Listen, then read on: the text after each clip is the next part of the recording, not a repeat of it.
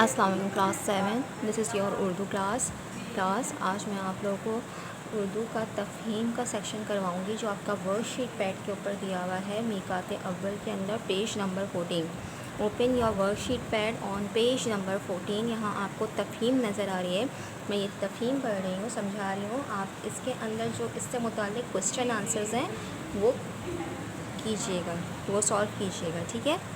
ایران تفہیم ہے بہترین پڑوسی۔ ایران پاکستان کا پڑوسی ملک اور اچھا دوست ہے جس نے کئی مشکل حالات میں پاکستان کی مدد کی ہے۔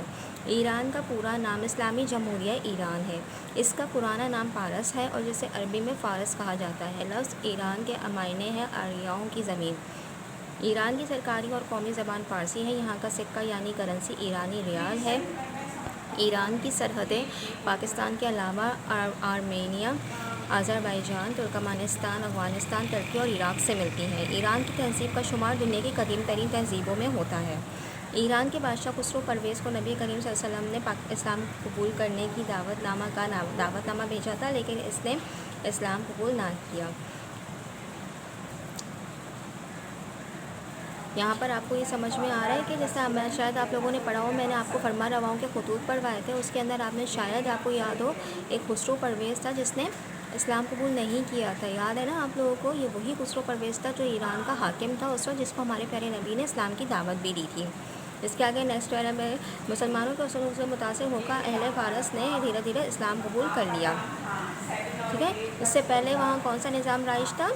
حضرت ابو موسیٰ اشعری جیسے 70 سالاروں نے پورا ایران فتح کیا۔ اس وقت وہاں پارسی مذہب رائج تھا۔ کون سا مذہب رائج تھا؟ پارسی۔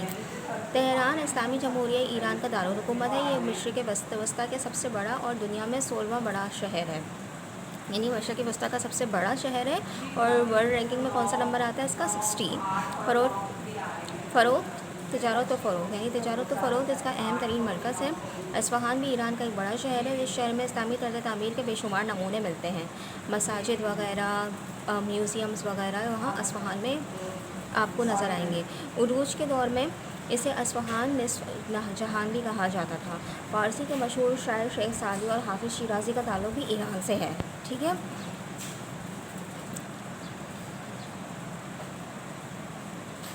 اور یہ کون سے شہر سے تعلق رکھتے تھے؟ ایران کے شہر شیراز سے، ٹھیک ہے۔ اچھا، یہاں پر آپ دیکھیے سوال نمبر 1، ایران کا پورا نام کیا ہے؟ ایران کا پورا نام کیا ہے؟ اسلامی جمہوریہ ایران، ٹھیک ہے۔ اب نیکسٹ پیج پر آئیے۔ اچھا، لفظ ایران کے کیا معنی ہیں؟ ٹھیک ہے، یہ بھی آپ کو اس میں ہی مل جائے گا، اسی میں سے مانگے۔ ایران کی سرحدیں کون سے ممالک سے ملتی ہیں؟ ایران کی سرحدیں جن ممالک سے ملتی ہیں ان کا نام لکھنا ہے۔ ایران کا دارالحکومت کون سا شہر ہے اور اس کی خاص بات کیا ہے؟ ایران کا دارالحکومت کون سا شہر ہے اور اس کی کیا خاص بات ہے؟ اصفہان کو نصف جہاں کیوں کہا جاتا ہے؟ یہ بھی آپ کو اسی میں سے مل جائے گا۔ نیچے دیگر جملوں میں صحیح اور غلط کے نشانات لگائیے۔ ایران کی کرنسی لیرا ہے، غلط۔ ایران کی قومی زبان فارسی ہے، صحیح۔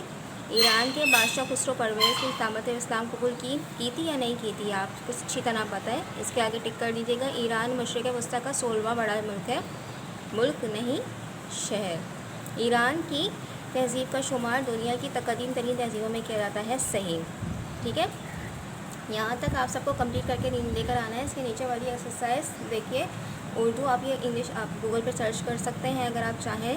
تہذیب، جو بھی تہذیب کا دیکھیے گا، انگریزی میں تہذیب کو کیا کہتے ہیں؟ دعوت نامہ، انویٹیشن، پرستش، کسی کی پوجا کرنا یعنی ورشپ۔ عروج یعنی آپ کا اس کے سرحد یعنی لیمٹس یا بارڈرس، ٹھیک ہے۔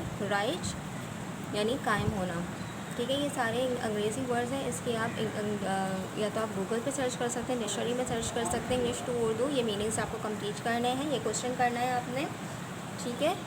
اس کے علاوہ اچھا کلاس، یہاں پر نیچے آپ کو کچھ الفاظ دیے ہوئے ہیں، دیکھیے۔